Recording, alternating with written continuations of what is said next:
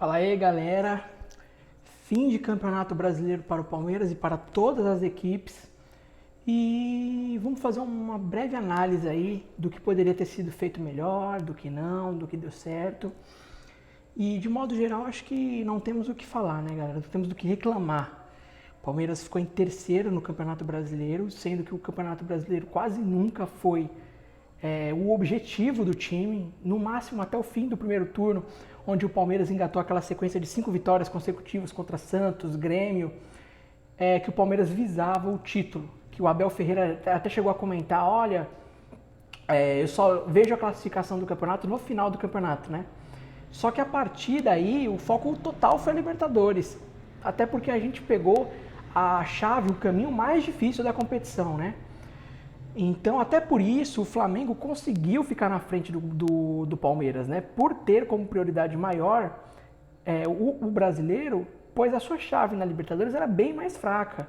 O Flamengo enfrentou Defensa e Justiça, enfrentou o Barcelona do Equador, times que não têm expressão tão grande, com todo respeito, mas ao mesmo tempo também não tem uma qualidade técnica tão elevada. Então não era aquele time surpresa, como por exemplo seria um Bragantino, né?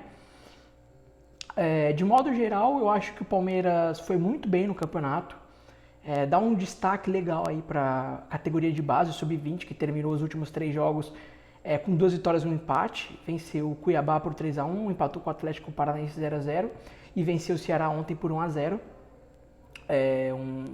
Com certeza, eu não me recordo agora se vai ter, mas caso seja confirmada a edição de 2022 da Copa São Paulo, entra como um dos grandes favoritos, sem dúvidas, ao título Palmeiras. Não que isso seja tão relevante, a gente sabe que a base está dando muito resultado, independente da copinha. Mas de modo geral, assim, eu acho que o elenco do Palmeiras se mostrou forte, como a imprensa, os torcedores esperam, né? Porque essa é a ideia que é vendida pra gente, que o Palmeiras é um dos melhores elencos, o Palmeiras tem um time muito forte. E eu acho que quando precisou mostrar isso, o Palmeiras mostrou, com exceção do escorregão na Copa do Brasil, né, que a gente saiu por um time infinitamente inferior a nós, que inclusive o CRB, se eu não me engano, nem conseguiu classificação para a Série A. Ficou no meio da tabela da Série B. Então, assim, mostrando que é um time fraquíssimo e que realmente foi uma fatalidade a gente ser eliminado por aquela equipe. Eu critiquei muito o Abel Ferreira, por exemplo, naquele jogo, quando eu acho que houve alguns erros de estratégia, principalmente no final da partida contra o CRB na volta, quando estava 1-0 para o CRB, aos 40 minutos aproximadamente do segundo tempo, o Abel Ferreira tira o Rafael Veiga, que é o nosso cobrador oficial. Então, assim, foi uma substituição para mim sem sentido. Mas, enfim, voltando ao assunto do Campeonato Brasileiro, o Abel Ferreira foi bem.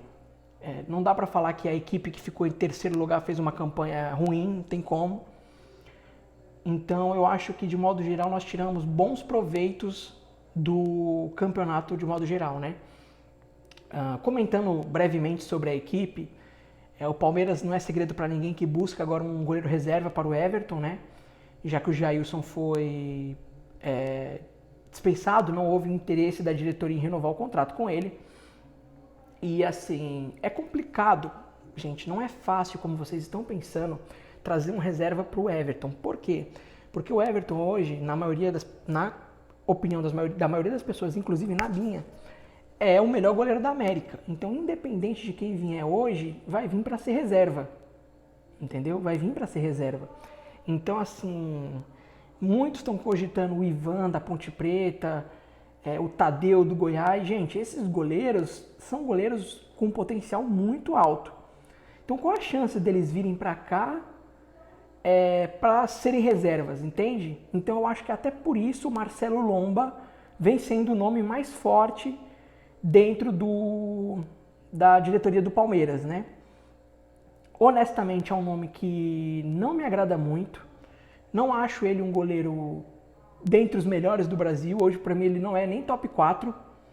Nós temos o Everton, nós temos o João Paulo dos Santos, que é muito bom.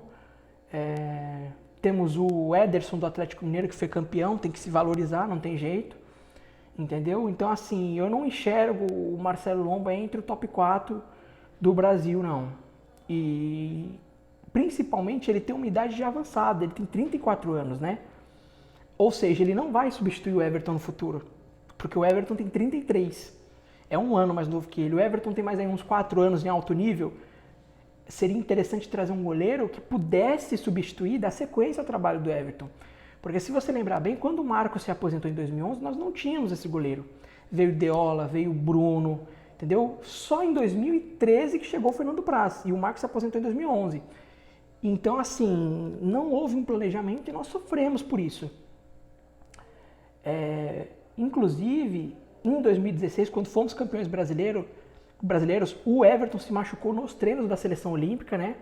O Fernando Praz se machucou nos treinamentos para a seleção olímpica, que ele tinha sido convocado, e o nosso reserva imediato era o Wagner, ex-goleiro, se eu não me engano, do Criciúma. Fez um trabalho tenebroso, né? Foi péssimo, falhou em vários gols, tanto é que eu acho que ele ficou só no máximo umas 3, 4 partidas de titular, e todo mundo viu que era impensável ele continuar naquela vaga, porque a gente era capaz de não pegar nem G4 com ele no gol. Foi que veio a grata surpresa do Jailson. Só que o Jailson, gente, foi um achado. Ele era o terceiro goleiro. Por acaso, demos sorte dele ser muito qualificado, mas foi um achado. Ou seja, o Palmeiras não planejou um reserva para o Praz. E isso é um perigo, porque o Everton é convocado constantemente. Entendeu? Então, assim, é um perigo. Precisamos de um reserva qualificado para estar na meta do gol do Palmeiras.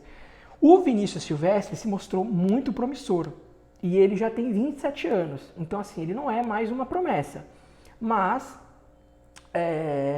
eu não sei se eu confiaria nele como reserva imediato, apesar dele ter ido muito bem nesses 3 jogos que a base assumiu no Campeonato Brasileiro, nesses 3 últimos jogos, inclusive fazendo defesas sensacionais contra o Atlético Paranaense. Mas assim, mesmo que ele seja o reserva imediato, precisaria de um terceiro goleiro, pois nada é descartado. Não se esqueça que o Everton, quando chegou no Palmeiras em 2018, ele era o terceiro goleiro. O Jailson era titular, o Praz era o reserva e ele ficou na terceira vaga. E o Jailson era meio que uma unanimidade, né? Ele catou, para quem não lembra, muito bem contra o Santos na semifinal do Campeonato Paulista de 2018. Ele fez um jogo sensacional, tanto é que ele foi suspenso para o segundo jogo, acho que ele tomou um amarelo, e o Palmeiras ficou a semana inteira, precedente ao Clássico, lutando nos tribunais para livrar o Jailson do segundo jogo. Então, assim, esse problema da meta palmeirense já vem de algum tempo, né? Questão de planejamento. E isso precisa ser resolvido. Para as outras posições, gente, acho que o Palmeiras tem um time muito equilibrado, com exceção das laterais. Porque assim, não se pode cobrar a diretoria em relação à lateral esquerda. Ela se planejou, trouxe Piquerez e Jorge, o titular e o reserva. Acontece, gente, que o Jorge não tem condições nenhuma de ser o titular. Nem de suprir o Piquerez quando ele está fora. E isso ficou em evidência no clássico contra o São Paulo, que a gente tomou 2-0. O Jorge não conseguiu acompanhar o Igor Vinícius do São Paulo, que é tenebroso, um lateral horrível. Então, assim, não tem condição dele substituir o Piquerez. Pelo menos não hoje. Já na lateral direita, na minha concepção, o que falta de fato é qualidade mesmo. O Mike fez uma partida sensacional contra o Flamengo, afinal, não tenho o que falar, mas ele não merece cadeira cativa só por causa disso. Ele é um lateral, na minha opinião, bem limitado. Assim como o Marcos Rocha. Só que o Marcos Rocha, além de tudo, tem o fator idade. Ele já é um jogador com certa experiência. E ele tem um problema crônico de bola nas costas, né? Ele toma muito gol pelas costas. Só de cabeça, assim, pincelando, eu lembro de 3. Do Michael, do Flamengo, no Campeonato Brasileiro agora, que terminou 3-1 pro Flamengo. O primeiro gol do Flamengo foi do Michael nas costas dele. O primeiro gol do Grêmio na Libertadores de 2019, que o Palmeiras tomou a virada nas quartas de final, foi nas costas dele. E o gol do Atlético Mineiro na semifinal agora da Libertadores de 2021 do Vargas, de cabeça, foi nas costas dele. Então, assim, é um lateral que não passa muita confiança. E graças a Deus o Palmeiras já está quase fechado com o Gonzalez, né? O lateral paraguaio que joga... uruguaio, que joga na equipe do Peñarol. E encerra o contrato agora dia 31 de dezembro. Para mim, um excelente reforço, vai ser fundamental e chega para ser titular. No meio-campo, gente, nós sofremos agora a perda pesada do Felipe Melo, né? Que eu vou até comentar num vídeo posterior sobre isso, para o vídeo não ficar muito longo. E no ataque eu acho que está o nosso maior problema. Pro esquema que nós jogamos, nós não temos um reserva, dois reservas para o Rony e o Dudu, né? Porque o único que tem a mesma característica seria o Wesley. Até mesmo o Gabriel Veron, ele não é muito velocista. E ele sofre com constantes lesões, então não dá para confiar. Precisamos sim de um reforço no setor, aí está sendo ventilado um monte de nome. Elkeson, que na verdade é centroavante, só que no centroavante cairia como uma luva, porque nós não temos nenhum. O Soteldo chegou a ser ventilado por aí, mas é uma negociação difícil. E vamos ver, né, gente? O mais importante, na minha visão, é a manutenção do trabalho do Abel Ferreira, praticamente selado. Ele deve ficar, e isso vai ser importantíssimo para a sequência da temporada, principalmente para o Mundial, né? Que tem, não se esqueçam, gente, não é um Mundial contra o Chelsea, é um Mundial contra todas as equipes. A gente caiu nesse erro no Mundial deste ano e caímos na semifinal pro Tigres, né? Então vamos tomar cuidado. Nosso rival da semi provavelmente vai ser o Monterrey. Vamos pensar no Monterrey, depois possivelmente no Chelsea, certo? Então, gente, esse foi o primeiro vídeo do canal, o primeiro de muitos, com fé em Deus. Se você gostou, dá aquele joinha, se inscreva no canal. Vamos ficando por aqui por hora. Amanhã voltamos com mais novidades e amanhã eu pretendo comentar sobre as saídas do time, as manutenções de contrato, quem pode chegar, quem não pode, e a gente vê melhor, certo? Grande abraço, até mais.